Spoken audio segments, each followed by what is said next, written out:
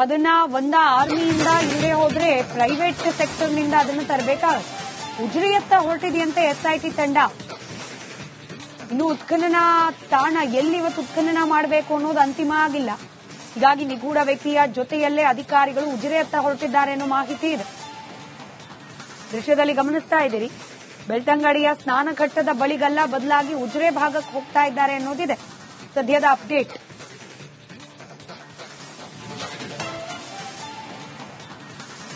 Details ನಮ್ಮ ಪ್ರತಿನಿಧಿ ನಾಗೇಂದ್ರ ಬಾಬು ನೀಡ್ತಾ ಹೋಗ್ತಾರೆ. ಇನ್ಫ್ಯಾಕ್ಟ್ ನೀವೇನು ದೃಶ್ಯಗಳಲ್ಲಿ ಗಮನಿಸ್ತಾ ಇದ್ದೀರಿ, ಎಸ್ಐಟಿ ಅಧಿಕಾರಿಗಳ ವಾಹನ ತೆರಳುತ್ತಾ ಇರೋದ್ರ ಹಿಂಭಾಗದಲ್ಲೇನೆ ರಿಪಬ್ಲಿಕ್ ಕನ್ನಡದ ವಾಹನ ಕೂಡ, ಅದರಲ್ಲಿ ನಮ್ಮ ಪ್ರತಿನಿಧಿ ನಾಗೇಂದ್ರ ಬಾಬು ಇದ್ದಾರೆ. ಎಕ್ಸ್ಪ್ಲೇನ್ ಮಾಡ್ತಾ ಹೋಗ್ತಾರೆ ಸದ್ಯಕ್ಕೆ ಏನ್ ನಡೀತಿದೆ ಅಂತ ಹೇಳಿ.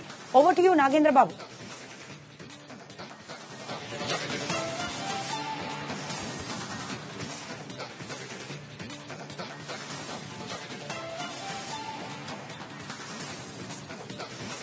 ಸ್ಮಿತಾ ನೋಡಿ, ನಾವೀಗ ಎಸ್ಐಟಿ ಕಚೇರಿಯಿಂದ ಆತನನ್ನ ಕರ್ಕೊಂಡು ಹೋಗ್ತಾ ಇರುವಂತ ವಾಹನಗಳನ್ನ ಫಾಲೋ ಮಾಡ್ತಾ ಇದ್ದೀವಿ. ಪ್ರಮುಖವಾಗಿ ಇವತ್ತು 13ನೇ ಪಾಯಿಂಟ್ಗೆ ಕರ್ಕೊಂಡು ಹೋಗೋದಿಲ್ಲ, ಬೇರೆ ಸ್ಥಳಗಳನ್ನ ಗುರುತಿಸುವಂತ ಸಾಧ್ಯತೆಗಳಿದೆ ಅಂತ ಕೂಡ ಹೇಳಲಾಗ್ತಾ ಇದೆ. ಹಾಗಾಗಿ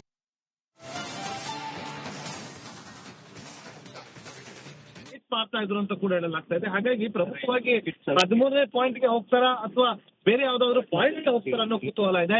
ಯಾಕೆಂತಂದ್ರೆ ಇವತ್ತು ಬೆಳಗಿನಿಂದಲೂ ಕೂಡ ಮುಸುಕುದಾರಿ ವ್ಯಕ್ತಿ ಎಸ್ಐಟಿ ಅಧಿಕಾರಿಗಳ ಮುಂದೆ ನಾನು 13ನೇ ಪಾಯಿಂಟ್ ಅನ್ನ ಬಿಟ್ಟು ಇನ್ನೂ 3-4 ಹೊಸ ಪ್ಲೇಸ್ ಗಳನ್ನ ತೋರಿಸ್ತೀನಿ, ನೀವು ಅಲ್ಲಿಯೂ ಕೂಡ ಶೋಧ ಕಾರ್ಯಾಚರಣೆಯನ್ನ ಮಾಡಬೇಕು ಅಂತ ಹೇಳ್ತಾ ಇದ್ದ, ಮನವಿಯನ್ನ ಕೂಡ ಮಾಡ್ಕೊಳ್ತಾ ಇದ್ದ. ಹಾಗಾಗಿ ಆತನನ್ನ ಈಗ ಕರ್ಕೊಂಡು ಹೋಗ್ತಿದ್ದಾರೆ. ಯಾವ ಮಾರ್ಗದಲ್ಲಿ ಹೋಗ್ತಾರೆ ಅಂತಂದ್ರೆ ಈಗ ಬೆಳ್ತಂಗಡಿಯಿಂದ ಉಜಿರೆ ಮಾರ್ಗವಾಗಿ ಈಗ ತೆರಳ್ತಾ ಇರುವಂತಹ ದೃಶ್ಯವನ್ನ ಕೂಡ ನಾವಿಲ್ಲಿ ಗಮನಿಸ್ತಾ ಇದೀವಿ. ನೋಡಿದ್ದು ಬೆಳ್ತಂಗಡಿಯ ರಾಷ್ಟ್ರೀಯ ಹೆದ್ದಾರಿ, ಅಂದ್ರೆ ಈ ಒಂದು ಹೈವೇಯಲ್ಲಿ ಆತನನ್ನ ಮುಂದೆ ಕರ್ಕೊಂಡು ಅದರ ಹೋಗ್ತಿದ್ದಾರೆ. ಯಾವ ಮಾರ್ಗದಲ್ಲಿ ಹೋಗ್ತಾರೆ ಅಂತಂದ್ರೆ ಈಗ ಬೆಳ್ತಂಗಡಿಯಿಂದ ಉಜಿರೆ ಮಾರ್ಗವಾಗಿ ಈಗ ತೆರಳ್ತಾ ಇರುವಂತಹ ದೃಶ್ಯವನ್ನ ಕೂಡ ನಾವಿಲ್ಲಿ ಗಮನಿಸ್ತಾ ಇದೀವಿ. ನೋಡಿದ್ದು ಬೆಳ್ತಂಗಡಿಯ ರಾಷ್ಟ್ರೀಯ ಹೆದ್ದಾರಿ, ಅಂದ್ರೆ ಈ ಒಂದು ಹೈವೇಯಲ್ಲಿ ಆತನನ್ನ ಮುಂದೆಡೆ ಕರ್ಕೊಂಡು ಹೋಗ್ತಾರೆ. ಅದರ ವಾಹನದ ಹಿಂಭಾಗದಲ್ಲಿ ಅಡಿಷನಲ್ ಎಸ್ಪಿ ಆಗಿರ್ಬೋದು, AC, SOCO team, FSL team ಎಲ್ಲರೂ ಕೂಡ ಅವರ ಹಿಂದೆ ಅದನ್ನ ಫಾಲೋ ಮಾಡ್ಕೊಂಡು ಕೂಡ ಹೋಗ್ತಾರೆ. ಯಾಕೆಂತಂದ್ರೆ ಇವತ್ತು 13ನೇ ಪಾಯಿಂಟ್ ನಲ್ಲಿ ನಡೆಯುತ್ತಾ ಅಥವಾ ಬೇರೆ ಯಾವ್ದಾದ್ರು ಹೊಸ ಪಾಯಿಂಟ್ ಗಳನ್ನ ತೋರಿಸುವಂತ ಕೆಲಸವನ್ನ ಮಾಡ್ತಾನ. ಒಂದು ವೇಳೆ 13ನೇ ಪಾಯಿಂಟ್ ಅನ್ನ ಹೊರತುಪಡಿಸಿ ಹೊಸ ಪಾಯಿಂಟ್ ಗಳನ್ನ ತೋರಿಸಿದೆ ಆದ್ರೆ ಆ 13ನೇ ಪಾಯಿಂಟ್ ಅನ್ನ ಬಿಟ್ಟು, ಅಂದ್ರೆ 13 ಪಾಯಿಂಟ್ ಗಳನ್ನ ಉತ್ಖನನ ಮಾಡೋದಕ್ಕಿಂತ ಬಿಟ್ಟು ಹೊಸ ಪಾಯಿಂಟ್ ಗಳನ್ನ ಯಾಕೆ ಗುರುತಿಸ್ತಾ ಇದ್ದಾರೆ, ಮುಂಚಿತವಾಗಿ ಆ ಹೊಸ ಸ್ಥಳಗಳನ್ನ ಯಾಕೆ ಅವರು ತೋರಿಸೋದಕ್ಕೆ ಮುಂದಾಗ್ಲಿಲ್ಲ ಅನ್ನೋದು ತೀವ್ರ ಕುತೂಹಲ ಕೇಳಿಸ್ತಾ ಇದೆ. ಇಷ್ಟು ದಿನ ಸುಮ್ಮನೆ ಇದ್ದಂತಹ ಮುಸ್ಕುದಾರಿ ವ್ಯಕ್ತಿ ಸ್ಮಿತಾ ನೋಡಿ, ಪ್ರಮುಖವಾಗಿ 11th ಪಾಯಿಂಟ್ ನಲ್ಲಿ ಸೋಮವಾರ ಉತ್ಖನನ ನಡೆಯಬೇಕಾಗಿತ್ತು. ಆದ್ರೆ 11th ಪಾಯಿಂಟ್ ಗೆ ತೆರಳಿದ್ದ ಬಳಿಕ ಆ ಮುಸ್ಕುದಾರಿ ವ್ಯಕ್ತಿ ಗುಡ್ಡದ ಮೇಲೆ ಹೋಗೋಣ, ಅಲ್ಲಿ ನಾನು ತೋರಿಸ್ತೀನಿ ಅಂತ ಹೇಳಿದಾಗ 11th ಪಾಯಿಂಟ್ ಅನ್ನ ಬಿಟ್ಟು ಹೊಸ ಪಾಯಿಂಟ್ ಗೆ ಹೋಗ್ತಾರೆ. ಅಲ್ಲಿ ಭೂಮಿಯ ಮೇಲ್ಭಾಗದಲ್ಲೇ ಇದ್ದಂತಹ ಅಸ್ಥಿ ಪಂಜರವನ್ನ ಸೀಸ್ ಮಾಡೋದಕ್ಕೆ ಎಸಿ ಸ್ಟೆಲ್ಲಾ ವರ್ಗೀಸ್ ಅವರು ಸೂಚನೆ ಕೊಡ್ತಾರೆ. ಅದೇ ನಿಟ್ಟಿನಲ್ಲಿ ಆ ಒಂದು ರೀತಿಯಲ್ಲಿ ಒಂದು ಅಲ್ಲಿ ಡೈವರ್ಷನ್ ಅನ್ನ ಪಡೆದುಕೊಡುತ್ತೆ. ಆ ಒಂದು ಜಾಗವನ್ನ 11th A ಪಾಯಿಂಟ್ ಅಂತ ಹೇಳಿ ಕೂಡ ಗುರುತಿಸ್ತಾರೆ. ಈಗ ಇದೇ ರೀತಿಯಾಗಿ 13 ಪಾಯಿಂಟ್ ಆದ ಬಳಿಕ ಈಗ ಹೊಸ ಪಾಯಿಂಟ್ ಅನ್ನ ತೋರಿಸ್ತೀನಿ ಅಂತ ಹೇಳ್ತಾ ಇರುವಂತಹ ಹಿನ್ನೆಲೆಯಲ್ಲಿ ಬಹಳ ಕುತೂಹಲ ಕೇಳಿಸ್ತಾ ಇರುವಂತದ್ದು. ಒಂದು ಕಡೆ 2 ದಿನದ ಹಿಂದೆ ಧರ್ಮಸ್ಥಳದ ಪ್ರಾಂಗಣದ ಬಳಿ ಒಂದಷ್ಟು ಗಲಾಟೆ ಕೂಡ ನಡೆದಿತ್ತು. ಹಾಗಾಗಿ ಆತ ತನಗೆ ಭಯ ಇದೆ, ನನಗೆ ಭದ್ರತೆಯನ್ನ ಕೊಡಬೇಕು ಅಂತ ಹೇಳಿ ಆತ ಭದ್ರತೆಯನ್ನ ಕೋರಿದ್ದ. ಹಾಗಾಗಿ ಆತನಿಗೆ 2 ಸಿಬ್ಬಂದಿಗಳನ್ನ ಕೂಡ ಆತನೊಟ್ಟಿಗೆ ಭದ್ರತೆಯನ್ನ ಕೂಡ ಕೊಡಲಾಗಿದೆ. ಅದೇ ನಿಟ್ಟಿನಲ್ಲಿ ಇವತ್ತು ಭದ್ರತೆಯ ಜೊತೆಯಲ್ಲಿ ಆತ ಕೂಡ ಎಸ್ಐಟಿ ಕಚೇರಿಗೆ ಆಗಮಿಸಿದ್ದ. ಈಗ ಎಸ್ಐಟಿ ಕಚೇರಿಯಿಂದ ಆತನನ್ನ ಕರೆದುಕೊಂಡು ಹೋಗ್ತಾ ಇರುವಂತಹ ಲೈವ್ ದೃಶ್ಯಗಳನ್ನ ಕೂಡ ಗಮನಿಸ್ತಾ ಇದ್ವಿ. ಇನ್ನೇನು ಬಹುತೇಕ ಉಜಿರೆಯತ್ತ ಆತ ತಲುಪ್ತಾ ಇದ್ದಾನೆ. ಉಜಿರೆಯಿಂದ ನೇರವಾಗಿ ಧರ್ಮಸ್ಥಳದ ಕಡೆ ಹೋಗ್ತಾರಾ ಅಥವಾ ಯಾವ್ದಾದ್ರು ಮಾರ್ಗ ಬದಲಾವಣೆ ಆಗುತ್ತಾ ಅನ್ನೋದು ತೀವ್ರ ಕುತೂಹಲ ಕೇಳಿಸ್ತಾ ಇದೆ. ಯಾಕಂದ್ರೆ ಹೊಸ ಪಾಯಿಂಟ್ ಗಳನ್ನ ತಾನು ತೋರಿಸ್ತೀನಿ ಅಂತ ಕೂಡ ಆತ ಹೇಳಿರುವಂತಹ ಹಿನ್ನೆಲೆಯಲ್ಲಿ ಆ 4 ಪಾಯಿಂಟ್ ಗಳು ಯಾವುದು, ಎಲ್ಲಿದೆ ಅನ್ನೋದ್ರ ಬಗ್ಗೆ ಈಗ ಎಸ್ಐಟಿ ಸ್ಥಳ ಗುರುತನ್ನ ಮಾಡಿಕೊಳ್ಳುತ್ತಾ ಅಥವಾ ಅಲ್ಲಿ ಹೋಗಿ ಶೋಧ ಕಾರ್ಯಾಚರಣೆಯನ್ನ ಮಾಡುತ್ತಾ ಅನ್ನೋದನ್ನ ಕಾದು ನೋಡಬೇಕಾಗಿದೆ. ಸ್ಮಿತಾ, ಪ್ರಮುಖವಾಗಿ ಈ 13 ಪಾಯಿಂಟ್ ಗಳನ್ನ ಹೊರತುಪಡಿಸಿ ಹೊಸ ಪಾಯಿಂಟ್ ಗಳು ಈಗ ಯಾವ ಕಾರಣಕ್ಕೋಸ್ಕರ ಬಂತು ಅನ್ನೋದ್ರ ಬಗ್ಗೆ ಪ್ರಮುಖವಾಗಿ ಪ್ರಶ್ನೆಗಳು ಉದ್ಭವ ಆಗ್ತಾ ಇದೆ. ಮುಸುಕುದಾರಿ ಹೇಳಿದಂತೆ ಎಸ್ಐಟಿ ತನಿಖಾ ತಂಡ ಯಾವ ಕಾರಣಕ್ಕೋಸ್ಕರ ತನಿಖೆಯನ್ನ ಮಾಡ್ತಾ ಹೋಗ್ತಾ ಇದೆ ಒಂದು ಕಡೆ ಆದ್ರೆ, ಮತ್ತೊಂದು ಕಡೆ ಈ 13 ಪಾಯಿಂಟ್ ಗಳನ್ನ ಶೋಧ ಕಾರ್ಯಾಚರಣೆಯನ್ನ ಮುಗಿಸಿ ಉತ್ಖನನ ಕಾರ್ಯವನ್ನ ಮುಗಿಸಿ ಆ ಬಳಿಕ ಅವರು ಬೇರೆ ಪಾಯಿಂಟ್ ಗಳಿಗೆ ಹೋಗುವಂತ ಸಾಧ್ಯತೆಗಳಿತ್ತು. ಆದ್ರೆ ಇನ್ನೂ ಒಂದು ಪಾಯಿಂಟ್ ಅನ್ನ ಹಾಗೆ ಬಿಟ್ಟು ಆ 13ನೇ ಪಾಯಿಂಟ್ ಹತ್ರ ಉತ್ಖನನ ಕಾರ್ಯ ಅಥವಾ ಶೋಧ ಕಾರ್ಯಾಚರಣೆಯನ್ನ ಮಾಡೋದನ್ನ ಬಿಟ್ಟು ಹೊಸ ಪಾಯಿಂಟ್ ಗಳಿಗೆ ಹೋಗೋದಕ್ಕೆ ಇಲ್ಲಿ ಸಾಧ್ಯತೆಗಳಿದೆಯಾ ಅಥವಾ ಎಸ್ಐಟಿ ತನಿಖಾ ತಂಡ ಯಾವ ನಿರ್ಧಾರಕ್ಕೆ ಬಂದಿದೆ ಅನ್ನೋದು ಇನ್ನೇನು ಕೆಲವೇ ಕ್ಷಣಗಳಲ್ಲಿ ಎಲ್ಲಾ ಕುತೂಹಲಕ್ಕೂ ಕೂಡ ಬ್ರೇಕ್ ಬೀಳುತ್ತೆ. ಇನ್ನೇನು ಬಹುತೇಕ ಉಜಿರೆಗೆ ಬಂದು ತಲುಪಿದ್ದಾರೆ. ಉಜಿರೆ ಈಗ ತೆರಳ್ತಾ ಇರುವಂತದನ್ನ ನಾವು ಗಮನಿಸ್ತಾ ಇದ್ದೀವಿ. ಇಲ್ಲಿಂದ ಧರ್ಮ ಧರ್ಮಸ್ಥಳಕ್ಕೆ ಹೋಗ್ತಾರೆ ಅಂತ ಕೂಡ ಹೇಳಲಾಗ್ತಾ ಇದೆ. ಧರ್ಮಸ್ಥಳಕ್ಕೆ ಹೋದಾಗ ಅಲ್ಲಿ ಆತನೇ ಹೇಳಿದಂತೆ ನೂರಾರು ಶವಗಳನ್ನ ಹೂತಿಟ್ಟಿರೋದಾಗಿ ಆತ ಹೇಳಿಕೊಂಡಿರುವಂತಹ ಹಿನ್ನೆಲೆಯಲ್ಲಿ ಯಾವ ಜಾಗ ಈಗ 13 ಪಾಯಿಂಟ್ಗಳಲ್ಲಿ 6ನೇ ಪಾಯಿಂಟ್ ಅನ್ನ ಹೊರತುಪಡಿಸಿ ಬೇರೆ ಯಾವುದೇ ರೀತಿಯಾದಂತಹ ಜಾಗದಲ್ಲಿ ಏನೂ ಕೂಡ ಪತ್ತೆ ಆಗಿಲ್ಲ. 11th ಪಾಯಿಂಟ್ ಅನ್ನ ಹೊರತುಪಡಿಸಿ ಇನ್ನು 13ನೇ ಪಾಯಿಂಟ್ ಕೂಡ ಬಾಕಿ ಇದೆ. 13ನೇ ಪಾಯಿಂಟ್ ನಲ್ಲಿ 15 ಅಡಿ ಆಳದಲ್ಲಿ ಹೂತಿಟ್ಟಿರೋದಾಗಿ ಆತನೇ ಹೇಳಿಕೊಂಡಿದ್ದಾನೆ. ಹಾಗಾಗಿ ತೀವ್ರ ಕುತೂಹಲ ಅಂತೂ ಇದ್ದೇ ಇದೆ.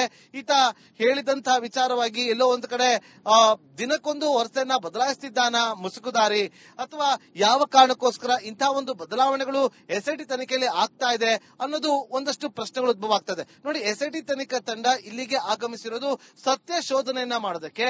ಹಾಗಾಗಿ ಆ ಸತ್ಯ ಶೋಧನೆಯನ್ನ ಹುಡುಕ್ತಾ ಈಗ ಸತ್ಯ ಶೋಧನೆಯನ್ನ ಮಾಡೋದಕ್ಕೆ ಮುಂದಾಗ್ತಾ ಇರುವಂತಹ ಎಸ್ಐಟಿ ತನಿಖಾ ತಂಡಕ್ಕೆ ಎಲ್ಲೋ ಒಂದ್ ಕಡೆ ಮುಸುಕುದಾರಿ ಕ್ಷಣಕ್ಕೊಂದು ವರ್ಷಗಳನ್ನ ಬದಲಾಯಿಸ್ತಾ ಇರೋದು ಈ ತನಿಖೆಗೆ ಅಡ್ಡಿ ಉಂಟಾಗ್ತಾ ಇದೆ ಅನ್ನೋ ಪ್ರಶ್ನೆಗಳು ಕೂಡ ಉದ್ಭವ ಆಗ್ತಾ ಇದೆ. ಸಾಮಾನ್ಯವಾಗಿ ನೋಡಿ, ನಿನ್ನೆ ಆತ 10 ಗಂಟೆಗೆ ಬಂದಿದ್ರೆ ನಿನ್ನೆನೆ ಆತನನ್ನ ಕರ್ಕೊಂಡು 13ನೇ ಪಾಯಿಂಟ್ಗೆ ಹೋಗ್ಬೇಕಾಗಿತ್ತು. ಆದ್ರೆ ನಿನ್ನೆ ಆತನೇ ತಡವಾಗಿ ಬಂದಿರೋದು. ಮಧ್ಯಾಹ್ನ 1 ಗಂಟೆ ನಂತರ ಆತ ಬಂದಿದ್ದಾಗಿ ನಿನ್ನೆ ತಾತ್ಕಾಲಿಕವಾಗಿ ಬ್ರೇಕ್ ಹಾಕ್ಲೇಬೇಕಾಯ್ತು. ಯಾಕಂದ್ರೆ 1 ಗಂಟೆಗೆ ಆತ ಬಂದ ಬಳಿಕ ಆತನನ್ನ ವಿಚಾರಣೆಗೊಳಪಡಿಸಿ ಅದನ್ನ ಆರ್ಮಿಯಿಂದ ಇಲ್ಲದೆ ಹೋದ್ರೆ ಪ್ರೈವೇಟ್ ಸೆಕ್ಟರ್ ನಿಂದ ಅದನ್ನು ತರಬೇಕಾಗುತ್ತೆ. ಉಜ್ರಿಯತ್ತ ಹೊರಟಿದೆಯಂತೆ ಎಸ್ಐಟಿ ತಂಡ. ಇನ್ನು ಉತ್ಖನನ ತಾಣ ಎಲ್ಲಿ ಇವತ್ತು ಉತ್ಖನನ ಮಾಡಬೇಕು ಅನ್ನೋದು ಅಂತಿಮ ಆಗಿಲ್ಲ. ಹೀಗಾಗಿ ನಿಗೂಢ ವ್ಯಕ್ತಿಯ ಜೊತೆಯಲ್ಲೇ ಅಧಿಕಾರಿಗಳು ಉಜಿರೆಯತ್ತ ಹೊರಟಿದ್ದಾರೆ ಅನ್ನೋ ಮಾಹಿತಿ ಇದೆ. ದೃಶ್ಯದಲ್ಲಿ ಗಮನಿಸ್ತಾ ಇದ್ದೀರಿ, ಬೆಳ್ತಂಗಡಿಯ ಸ್ನಾನಘಟ್ಟದ ಬಳಿಗಲ್ಲ, ಬದಲಾಗಿ ಉಜಿರೆ ಭಾಗಕ್ಕೆ ಹೋಗ್ತಾ ಇದ್ದಾರೆ ಅನ್ನೋದಿದೆ ಸದ್ಯದ ಅಪ್ಡೇಟ್.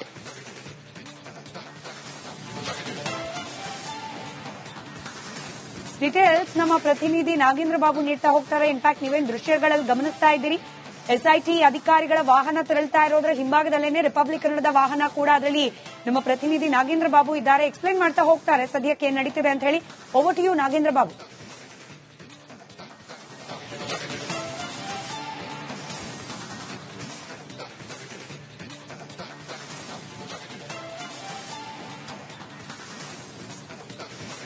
ಸ್ಮಿತಾ, ನೋಡಿ, ನಾವೀಗ ಎಸ್ಐಟಿ ಕಚೇರಿಯಿಂದ ಆತನನ್ನ ಕರ್ಕೊಂಡು ಹೋಗ್ತಾ ಇರುವಂತಹ ವಾಹನಗಳನ್ನ ಫಾಲೋ ಮಾಡ್ತಾ ಇದ್ದೀವಿ. ಪ್ರಮುಖವಾಗಿ ಇವತ್ತು 13ನೇ ಪಾಯಿಂಟ್ಗೆ ಕರ್ಕೊಂಡು ಹೋಗೋದಿಲ್ಲ, ಬೇರೆ ಸ್ಥಳಗಳನ್ನ ಗುರುತಿಸುವಂತಹ ಸಾಧ್ಯತೆಗಳಿದೆ ಅಂತ ಕೂಡ ಹೇಳಲಾಗ್ತಾ ಇದೆ. ಹಾಗಾಗಿ